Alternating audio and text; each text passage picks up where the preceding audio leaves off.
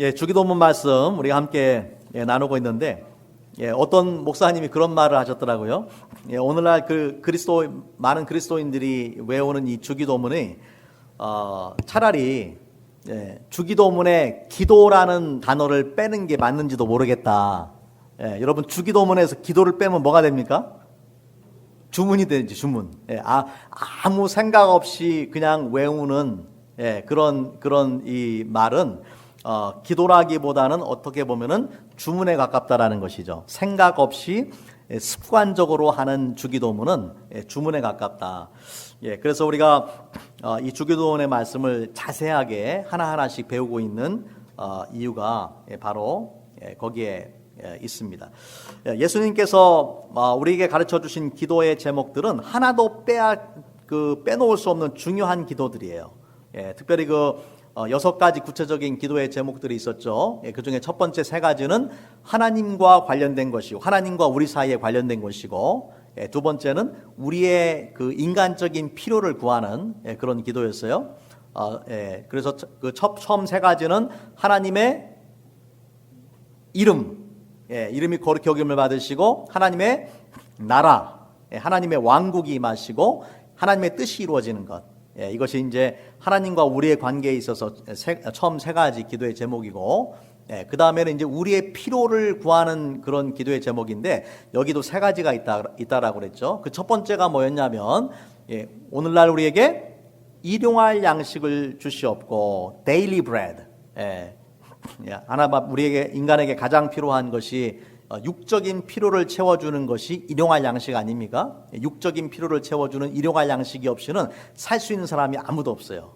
근데 우리가 이 기도를 드리는 이유는 그것을 주시는 분이 하나님이시다라는 걸 믿기 때문에 우리가 하나님을 신뢰하는 마음으로 일용할 양식을 구하는 것이고, 또 주신 것에 감사하는 마음으로, 내게 있는 것에 감사하는 마음으로 뭐 한 달치를 구한다거나 1년치를 구하는 게 아니라 일용할 양식을 구할 수가 있는 것이죠.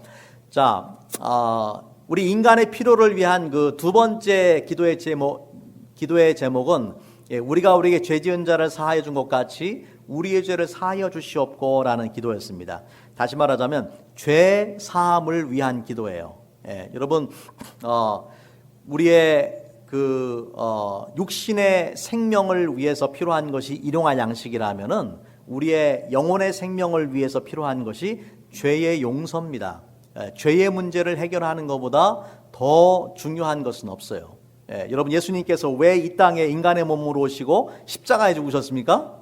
우리의 죄를 용서해 주시기 위해서.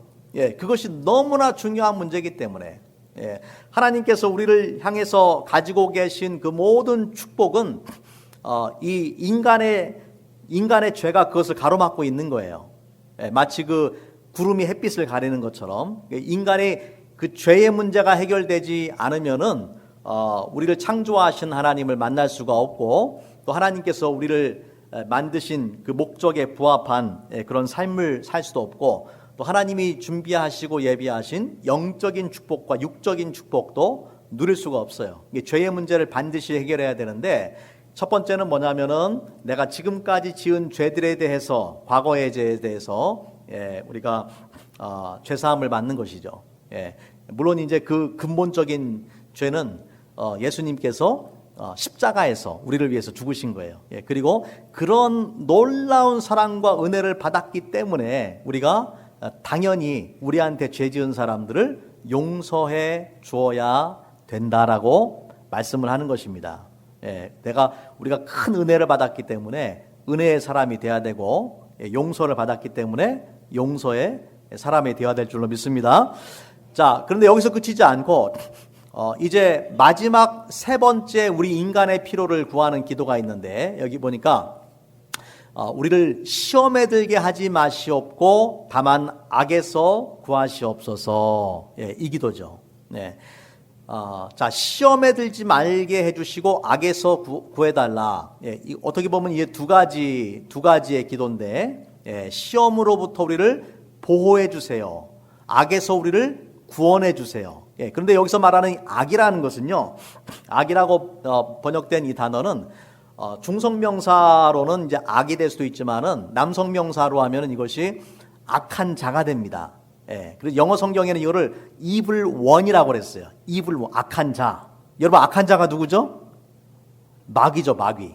예, 단순히 악이라는 어떤 개념이 아니라 보이지 않는 개념이 아니라 실제 하는 존재, 악한 자로부터 우리를 구원하시옵소서라고 그렇게 기도하는 거예요. 그러니까 우리를 시험에 들게 하는 존재 자체가 누구냐면은 바로 마귀니까. 자, 그래서 이 세 번째 기도의 제목도 사실 무엇과 관련되어 있냐면은 죄와 관련되어 있습니다. 마귀가 우리로 하여금 시험에 들게 하는 목적이 뭘까요? 우리로 하여금 죄를 범하게 하는 거예요. 우리로 하여금 죄를 범해서 하나님을 믿지 않고 하나님 뜻대로 살아가지 못하도록 불순종하도록 만드는 것이 마귀의 목적이란 말이에요. 그 도구가 뭐냐면 바로 시험이다. 이 시험이라는 도구를 통해서 우리로 하여금 이제 죄를 지게 만드는 것이죠. 저는 오늘 이 마태복음 6장 13절 말씀을 가지고 이번 주하고 다음 주 두 주에 걸쳐서 말씀을 전할 텐데, 먼저 오늘은 또 시험이라는 단어를 가지고 함께 말씀을 전하기를 원합니다. 여러분, 그 시험이라고 번역된 이 단어는 헬라어에서 페이라스모스라는 단어입니다. 페이라스모스라는 단어인데, 이 단어가 상황에 따라서 두 가지로 번역이 돼요. 영어 성경에 보면은 이것이 좀 구분이 더 잘 되는데, 또 한글 성경에는 구분이 안 될 때가 좀 많이 있어요. 어떻게 번역이 되냐면은 어떤 때는 테스트로 번역이 되고 시험으로 번역이 되고, 어떤 때는 템프테이션으로 번역이 돼요. 템프테이션은 유혹이죠, 유혹. 그러니까 우리 개역개정 성경에서는 우리를 시험에 들게 하지 마옵시고라고 번역을 했는데, 이 공동 번역, 그 천주교하고 개신교가 같이 번역했던 공동 번역에서는 우리를 유혹에 빠지지 않게 하옵시고 그렇게 번역을 했어요. 그러니까 제가 볼 때는 좀 더 정확한 번역은 유혹이라고 보는 것이 더 맞습니다. 유혹. 그래서 어떤 때는 같은 단어가 테스트, 시험이라고 번역이 되고, 어떤 때는 temptation, 유혹이라고 번역이 되는. 어떻게 이것이 다르냐? 문맥에 따라 달라요. 성경의 문맥을 잘 살펴서 이것이 테스트인지 템프테이션인지를 우리가 봐야 돼요. 그래서 그러면은 가장 큰 차이가 어디냐? 여러분, 테스트는 하나님으로부터 오는 것이고, temptation, 유혹은 누구로부터 올까요? 마귀로부터 오는 거예요. 자, 그래서 우리가 영적인 분별력을 가지고 시험이 올 때는, 하나님이 우리한테 시험을 주실 때는 그 시험을 잘 통과해야 됩니다. 잘 통과해야 돼요. 마귀로부터 유혹이 올 때는 마귀의 유혹을 물리쳐야 돼요. 같이 한번 따라해 볼게요. 시험은 잘 통과하고 유혹은 물리치자. 오늘 말씀의 결론이에요. 말씀의 결론부터 말씀드리면은, 시험은 잘 통과해야 되고 유혹은 잘 물리쳐야 돼요. 이러면 이제 우리가 이 영적 전쟁에서 승리를 할 수가 있는 것입니다. 어떤 때는 이 같은 단어가 아까 말씀드린 것처럼 이제 시험이 될 수도 있고 유혹이 될 수도 있는데, 이것이 동시에 벌어질 수도 있습니다. 왜냐하면은 모든 일이 하나님의 주권과 섭리 가운데 일어나기 때문에 그렇죠. 예를 들자면은 아담과 하와가 에덴 동산에서 이 마귀가 아담과 하와를 유혹을 하지만은, 하나님의 입장에서 보자면은 어떻게 보면은 이것은 아담과 하와가 하나님을 전적으로 믿고 신뢰하고 순종하는지를 보는 테스트가 되는 거예요. 그렇죠? 마귀의 목적은 아담과 하와를 유혹해서 죄를 범하게 만드는 것이지만, 하나님의 입장에서 보자면 선악과는 아담과 하와가 정말 하나님을 사랑하고 신뢰하고 순종하는지를 보는 시험이 될 수가 있는 거죠. 또 우리가 이런 것을 볼 수 있는 것이 욥도 마찬가지죠. 욥도 그 마귀에게 유혹을 당하는데 하나님께서 이 마귀에게 그렇게 할 수 있는 권한을 주셨어요. 예. 모든 것이 하나님의 주권과 섭리에서 일어나기 때문에. 왜 그러면 하나님이 그렇게 하셨느냐? 하나님의 입장에서는 욥을 시험하는 거예요. 하지만 마귀의 목적은 뭘까요? 욥을 유혹을 해서 하나님 앞에 죄를 범하게 만드는 것이죠. 예. 그래서 이 시험과 유혹이 때로는 동시에 일어날 수도 있다. 왜냐하면은 모든 것은 하나님의 주권과 섭리 가운데 일어나기 때문에 그런 것입니다. 자, 먼저 하나님이 주시는 시험에 대해서 우리가 이제 보기를 원하는데, 우리 잠언 말씀 같이 한번 읽어보겠습니다. 시작. 도가니는 은을, 풀무는 금을 연단하거니와 여호와는 마음을 연단하시느니라. 여호와는 마음을 연단하신다 할 때 그 연단이라는 단어가 그 영어 성경에서는 테스트다 그렇게 나와요. 테스트. 하나님께서 인간의 마음을 연단하신다. 인간의 마음을 시험하신다. 시험하시는 목적은 뭐겠습니까? 하나님께서 우리가 정말로 하나님을 사랑하는지 또 하나님을 신뢰하는지 하나님 앞에 순종하는 사람인지를 알기를 원하시는 거예요. 그리고 그 시험을 하나하나 우리가 통과해 나갈 때마다 우리의 신앙이 한 단계 한 단계 업그레이드가 되는 거예요. 더 좋은 신앙, 성숙한 신앙으로 우리가 발전돼 나가는 것이죠. 자, 창세기 그 22장 말씀에 보면은요, 먼저 신명기 말씀 보겠습니다. 신명기 말씀에 보면은 모세가 광야 40년을 다 이제 지내고 가나안 땅 들어가기 이전에 그 이스라엘 백성들한테 이렇게 말합니다. 신명기 8장 2절 말씀에 내 하나님 여호와께서 이 40년 동안에 너로 광야의 길을 걷게 하신 것을 기억하라. 왜 하나님이 너희를 광야의 길을 걷게 하셨는지를 기억하라. 그 목적이 뭐냐면 이는 너를 낮추시며 너를 시험하사 내 마음이 어떠한지 그 명령을 지키는지 아니 지키는지 알려 하심이라. 하나님은 우리를 너무나 사랑하시는데 우리 인간이 하나님을 그러한 동일한 사랑으로 사랑하고 믿고 순종하는지를 알기 원하신다라는 거예요. 그래서 이스라엘 민족이 40년 동안 광야를 보내면서 하나님이 여러 번 테스트를 하셨어요. 그러니까 그 테스트의 목적이 뭐냐면은 너를 낮추고 너를 시험해서 하나님 앞에 그 명령에 온전히 순종하는지를 보기를 원하셨다는 것이죠. 또 그렇게 해서 또 이제 8장 뒤에 나오는 말씀에 보면은 마침내 복을 주기 위한 것이에요. 마침내 복을 주기 위한 것. 자, 그다음에 이제 창세기에 보면은 창세기 22장에 보면은요. 이제 아브라함의 이야기가 나오는데 거기 보면 이제 창세기 22장 1절에 그 일 후에 하나님이 아브라함을 시험하시려고 그를 부르시되 하나님이 아브라함을 어떻게 하셨다고요? 시험하셨다. 자, 우리가 잘 아는 이야기입니다.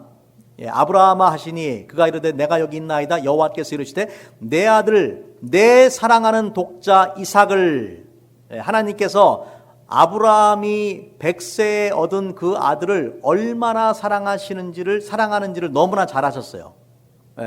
아브라함한테서 가장 소중한 존재가 누구예요? 이삭이에요.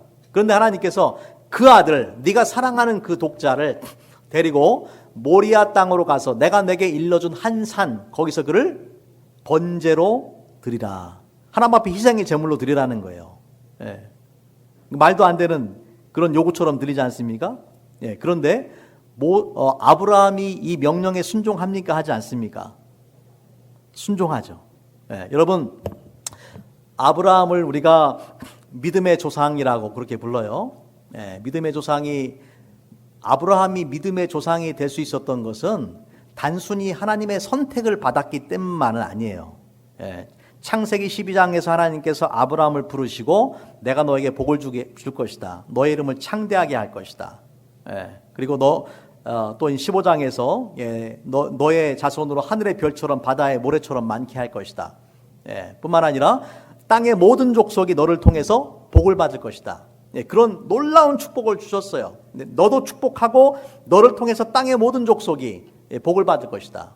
그렇게 축복해 주셨는데, 그러한 하나님의 축복의 약속이 그저 단순히 하나님이 불러주셨다라고 해서 이루어진 것이 아니라, 그 축복이 언제 실현되는가 하면은 하나님께서 아브라함을 테스트했을 때에 그 테스트를 아브라함이 통과하니까 그 축복이 주어집니다. 자, 보세요. 12절 말씀에 보면은 내가 내 아들 내 독자까지도 내게 아끼지 아니하였으니 내가 이제야 내가 하나님을 경외하는 줄을 아노라. 아브라함아, 네가 시험을 잘 통과했다라는 거예요. 어떤 분들은 하나님이 나한테 아들을 바치라고 하면 어떡하지? 딸을 바치라고 하면 어떡하지? 이렇게 염려하시는 분도 있을 텐데, 이런 명령은, 이런 종류의 시험은 하나님이 아무한테나 하는 게 아니에요. 걱정하지 마세요. 아브라함이 그 시험을 이제는 감당할 만한 믿음의 사람이라는 것을 하나님이 아시기 때문에 주시는 거예요.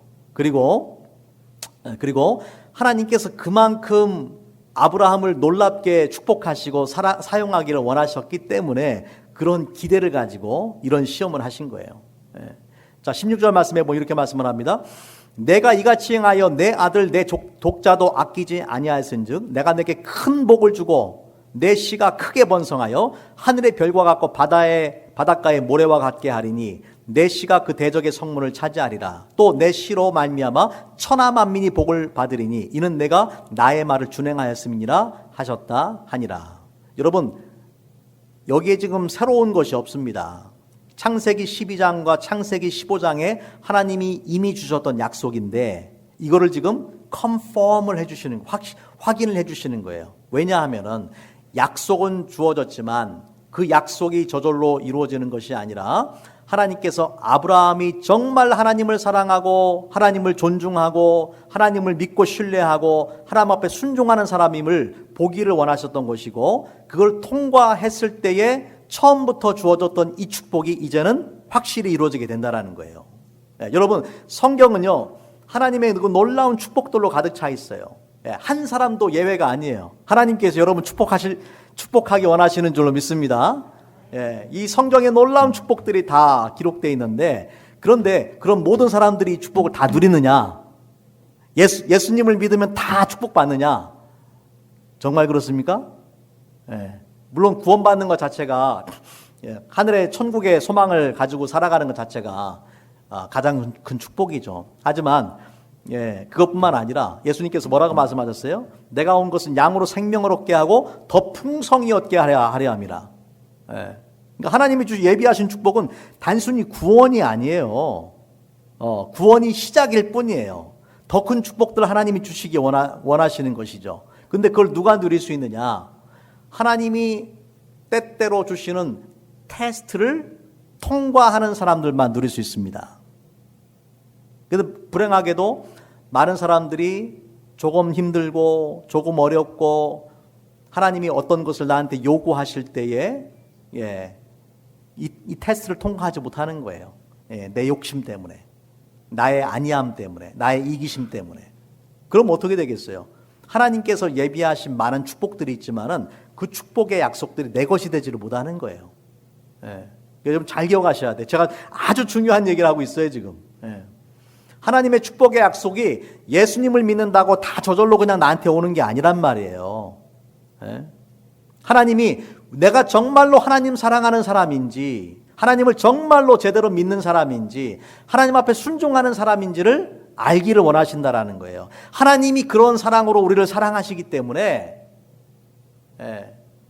하나님이 짝사랑만 하는지 아니면 우리도 그렇게 사랑하는지를 알기를 원하신다라는 거예요. 그리고 그 테스트, 믿음의 테스트를 통과한 사람들에게 하나님께서 예비하신 축복을 주실 줄로 믿습니다.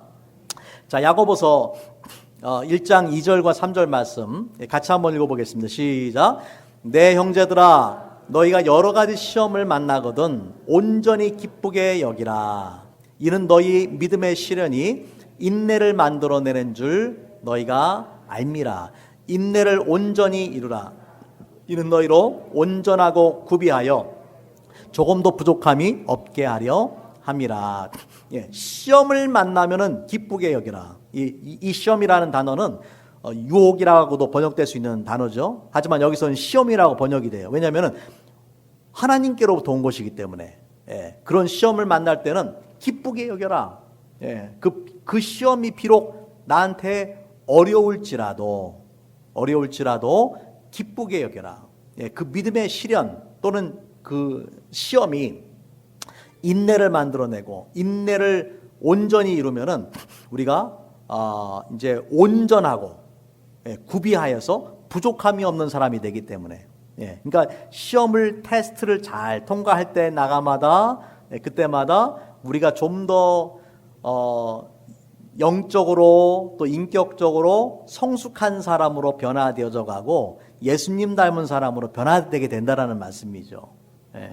그것이 하나님께서 우리에게 주시는 그런 그 시험의 목적입니다. 그렇기 때문에 하나님이 시험을 주실 때에 기쁘게 여기고 그 시험을 잘 통과해야 된다. 자, 하지만 우리가 반드시 물리쳐야 되는 그 시험이 있어요. 이 시험은 유혹입니다. 유혹. 누가 주는 유혹? 마귀가 주는 유혹이 있단 말이에요. 마귀가 주는 유혹이 분명히 있어요. 자, 마귀가 주는 유혹은 우리로 하여금 하나님을 사랑하지 못하고 하나님을 신뢰하지 못하고 하나님을 순종하지 못하고 하나님과 전혀 무관한 삶을 살아가도록 하는 것이 마귀가 주는 시험의 그 목적입니다. 우리 야고보서 똑같은 야고보서 1장인데 야고보서 1장 13절의 말씀을 같이 볼게요. 자, 사람이 시험을 받을 때에 내가 하나님께 시험을 받는다 하지 말지니 여기서 말하는 그 시험은 유혹으로 번역이 돼야 좀 더 정확한 번역이에요. 유혹을 받을 때에 내가 하나님께 유혹을 받는다 하지 말지니 하나님은 악에게 시험을 받지도 아니하시고 친히 아무도 시험하지 아니하시느니라. 그러니까 앞에서 말한 시험하고는 같은 게 아니에요. 그죠? 제가 아까 말씀드렸지만은 똑같은 단어가 문맥에 따라서 다르게 번역이 될 수 있다라고 그랬어요. 아무도 시험하지 않으시나. 오직 각 사람이 시험을 받는 것은 자기 욕심에 끌려 미혹됨이니 욕심이 잉태한즉 죄를 낳고 죄가 장성한즉 사망을 낳느니라. 아까 하나님으로부터 오는 시험은 기쁘게 받으라고 했어요. 근데 여기서 말하는 시험은 하나님이 주시는 시험이 아닙니다. 하나님은 시험하지 않아요. 그럼 여기서 말하는 건 뭡니까? 유혹을 말하는, 마귀의 유혹을 말하는 거예요. 그러한 시험을 받는 이유는 뭐냐면 자기 욕심에 끌려서 미혹됩니다. 그러니까 마귀가 우리 각 사람, 우리 인간의 마음속에 있는 어떤 욕망들, 어떤 욕심이 있는지를 너무나 잘 아는 것이죠. 그래서 우리가 그 뭐 낚시를 할 때에 이 바늘에다, 낚시 바늘에다가 물고기가 좋아하는 미끼를 딱 껴가지고 던지잖아요. 마찬가지입니다. 마귀가 우리가 좋아하는 미끼를 던져버리는 거예요. 그걸 내 욕심에 의해서 탁 물어버리면은 마귀에게 붙잡히게 되는 것이죠. 마귀에게 속한 자가 되게 되는 것입니다. 욕심이 잉태한즉 죄를 낳고 죄가 장성한즉 사망을 낳느니라. 죄의 삭은 사망이라고 성경은 그렇게 말씀을 합니다. 자, 그래서 이 주기도문에서 말씀하고 있는 그 시험에 들게 하지 마옵시고 악에서 구하옵소서라는 말씀은 바로 이런 마귀가 주는 유혹으로부터 하나님께서 우리를 보호해 주시고 또 악한 자, 마귀로부터 하나님께서 우리를 구원해 달라라고 그렇게 기도하는 것입니다. 이 기도가 우리에게 너무나 중요한 그러한 기도이기 때문에 그렇습니다. 얼마나 많은 사람들이 마귀의 유혹에 빠져서 하나님을 떠나고 하나님 뜻대로 살아가지 못하고 자기 욕망대로 욕심대로 그렇게 살아갑니까? 그렇기 때문에 우리가 마귀가 주는 시험에 들지 않고 또 마귀의 손에서 놀아나지 않는 것은 너무나 중요한 것이죠. 다시 말하자면은 이 말씀은 우리 믿는 자들에게, 우리 그리스도인들에게 싸워야 될 그 영적 싸움이 있다라는 거예요. 내가 예수를 믿는 그 순간에 내가 알든지 모르든지 간에, 내가 원하든 원하지 않든지 간에 우리는 이미 영적 전쟁의 한가운데 있습니다. 영적 전투의 한가운데 우리가 있습니다. 그래서 사도 바울은 에베소서 6장 12절에서 이렇게 말씀을 했어요. 같이 한번 읽어볼까요? 시작. 우리의 씨름은 혈과 육에 대한 것이 아니요 정사와 권세와 이 어둠의 세상 주관자들과 하늘에 있는 악의 영들에게 대한 것이라. 우리에게 싸워야 되는 이 영적 전쟁, 영적인 싸움이 있다라는 것을 분명히 말씀을 하죠. 우리가 이 세상에 살아가는 동안에 이런 마귀가 주는 유혹, 마귀가 주는 시험을 결코 피할 수가 없습니다. 여기저기 많은 함정과 덫이 놓여 있는 거예요. 성경에 나오는 위대한 믿음의 사람들도 이런 마귀의 유혹을 받았어요. 그 중에는 그 유혹을 이긴 사람도 있지만 그 유혹에 진 사람도 있어요. 아담과 하와 어떻습니까? 최초의 인간이었던 그 아담과 하와, 그 마귀의 유혹에 넘어갔죠. 그 유혹을 물리치지 못했어요. 그것이 인간의 비극의 시작이에요. 또 우리가 잘 아는 요셉도 유혹을 받았잖아요. 그죠? 요셉이 어떻게 했습니까? 그 유혹을 물리쳤어요. 요셉은 물리쳤어요. 다윗도 비슷한 유혹을 받았잖아요. 다윗은 어떻게 했습니까? 다윗은 그 성적인 유혹을 다윗은 이겨내지 못했단 말이에요. 요셉은 이겨냈지만은 다윗은 이겨내지 못했단 말이에요. 베드로도 마귀의 유혹을 받았고, 심지어는 예수님도 마귀의 유혹을 받았단 말이에요. 광야에서 40일 동안 예수님이 금식하신 다음에 마귀로부터 아주 집요한 그런 시험, 집요한 유혹을 당하시는데, 이러한 예수님의 광야 시험을 기록한 것이 마태복음 4장과 누가복음 4장인데요. 누가복음 4장에 보면 아주 의미심장한 말씀이 기록되어 있습니다. 4장 13절의 말씀에 보면은 마귀가 모든 시험을 다 한 후에 영원히 떠나니라, 이렇게 되어 있어요. 이렇게 되어 있지 않고 얼마 동안 떠나니라. 영어 성경에는 until an opportune time, 다음 기회를 노리고 떠나니라 라고 그렇게 되어 있습니다. 예수님도 시험을 당하셨는데, 마귀의 유혹을 당하셨는데, 그 마귀의 유혹을 예수님께서 하나님의 말씀으로 물리치셨지만, 마귀가 영원히 떠난 것이 아니라 다시 기회를 노렸다라는 거예요. 그리고 실제로 예수님의 삶 가운데 여러 가지 모양으로 마귀가 예수님을 유혹을 합니다. 그 중에 하나가 누구냐면은 바로 예수님의 수제자였던 베드로입니다. 베드로를 통해서 마태복음 16장에 보면은 예수님께서 이 자신의 고난과 죽음에 대해서 제자들한테 말씀을 하시는 거예요. 그때에 베드로가 예수님을 말립니다. 예수님, 절대 그런 일이 있으면 안 됩니다. 십자가 지시면 안 됩니다. 그때 예수님께서 마태복음 16장 23절에 이렇게 말씀을 하시죠. 예수께서 돌이키시며 베드로에게 이르시되, 누구한테 말했다고요? 베드로에게. 근데 뭐라고 말씀하세요? 사탄아. 누구한테? 베드로에게. 예수님을 믿고 따르고 예수님의 수제자였던 베드로에게, 사탄아, 내 뒤로 물러가라. 너는 나를 넘어지게 하는 자로다라고 그렇게 말씀하셨어요. 그러니까 베드로도, 예수님의 수제자였던 이 베드로도 이 마귀의 유혹에 빠져서 사탄의 도구로 쓰임 받았다라는 것을 우리가 볼 수가 있죠. 너는 나를 넘어지게 하는 자로다. 마귀의 목적은 뭡니까? 우리를 넘어지게 하는, 하나님의 주시는 시험은 우리를 세우는 거지만 마귀가 주는 유혹은 우리를 넘어지게 하는 거예요. 그 역할을 예수님의 그 수제자였던 베드로가 그렇게 했다라는 것이죠. 나중에 이제 그래서 우리가 기억할 것은요, 누구도 이 마귀의 시험에서 예외가 되는 사람들은 없다라는 것을 기억을 해야 됩니다. 네. 믿음이 좋은 사람들은 마귀의 시험을 안 받을까요? 절대 그렇지 않습니다. 예, 성경에 나오는 많은 위대한 믿음의 위인들도 이 마귀의 유혹을 받았어요. 예, 또 오늘날도 우리가 가끔 이제 그런 소식들 듣게 되는데 무슨 대형교회 목사님들이 돈 문제 또 여자 문제 뭐 이런 걸로 막 스캔들 일어나잖아요. 예, 왜 일어나겠어요? 마귀의 유혹에 타겟이 된 거예요. 그리고 그 유혹을 이기지 못한 거예요. 예. 그러니까 내가 믿음이 좋은 사람이면은 마귀가 공격을 못할 거야라고 생각하는 건 큰 착각입니다. 예수님도 공격한 마귀가, 예수님도 유혹했던 마귀가, 베드로도 유혹했던 마귀가 저와 여러분을 유혹하지 않겠어요?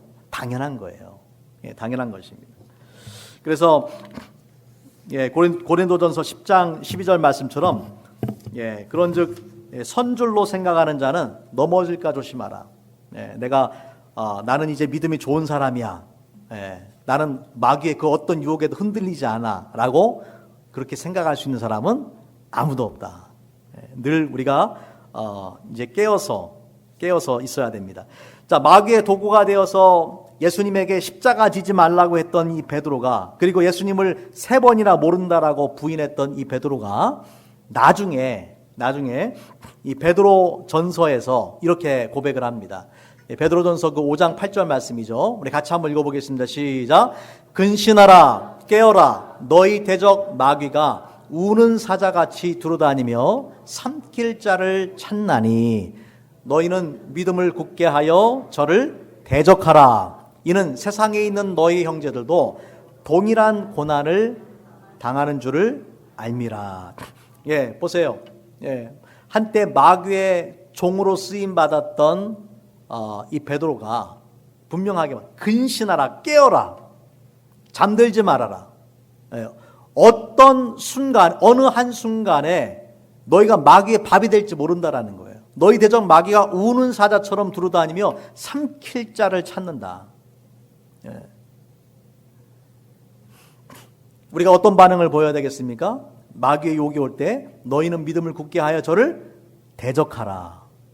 유혹이 올 때, 마귀가 주는 시험과 유혹이 올 때에 우리가 해야 되는 것은 바로 믿음으로 대적하라. 물리쳐야 된다는 말씀이죠. 자, 이런 고난, 이런 시험과 유혹이 몇몇 사람에게만 있는 것이 아니라고 말하고 있어요. 세상에 있는 너희 형제들도 동일한 고난을 당하는 줄 알미니라. 그러니까 우리 믿음의 모든 사람들이 바로 이 마귀의 밥이 될 수 있다는 것을 기억을 해야 됩니다. 안타까운 것은 오늘날 많은 그리스도인들이 자기가 영적 싸움의 한가운데 있다라는 것조차도 깨닫지 못하는 경우들이 너무나 많아요. 조지 바나라는 그 미국의 크리스찬 사회학자가 있는데 이분이 전에 했던 그 통계조사에 보면은요, 자기를 거듭난 그리스도인이라고 고백한 사람들 중에서 46%가 뭐라고 말하고 있냐면은 Satan is not a living being but a symbol of evil. 마귀는 사탄은 실제로 살아서 존재하는 그런 존재라기보다는 악의 상징이다라고 믿는다라는 거예요. 그러니까 마귀가 실제로 있다라고 믿는 게 아니라 개념적으로, 관념적으로, 상징적으로만 존재한다라고 미국의 거듭났다라고 스스로를 생각하는 그리스도인 중에 거의 반에 해당되는 사람들이 그렇게 말을 한다라는 것입니다. 여러분, 얼마나 심각한 문제예요. 그러니까 내가 싸우는데 누구랑 싸우는지도 모르고 있어요. 적이 있는 것조차도 모르고 있어요. 여러분, 아무리 뛰어난 권투 선수라고 하더라도 눈을 가리고 싸우면 어떻게 이길 수 있겠어요? 이리 맞고 저리 맞고 얻어 터지고 질질 끌려다니고 그렇게 되는 거죠. 마찬가지입니다. 우리가 내가 영적 전쟁의 한가운데 있다라는 거, 마귀의 욕이 항상 도사리고 있다라는 거, 마귀가 우는 사자처럼 삼킬 자를 찾는다라는 것을 그것조차도 알지 못한다면은 영적 전쟁에서 승리를 할 수가 없는 것입니다. 아담과 하와를 유혹했던 에덴 동산에 있던 마귀가 도대체 어디로 갔습니까? 예수님을 시험했던 마귀가 어디로 갔습니까? 베드로를 시험했던 마귀가 어디로 갔습니까? 없어졌습니까? 그렇지 않다라는 것이죠. 바로 지금도 여전히 우리 주변에서 우는 사자처럼 삼킬 자를 찾고 있다라는 거예요. 이러한 유혹을 우리가 이기기 위해서는 근신하라, 깨어라. 영적인 잠에 들지 아니하고 깨어서 영적으로 깨어 있는 사람들만이 이러한 유혹을 이길 수 있게 되는 것입니다.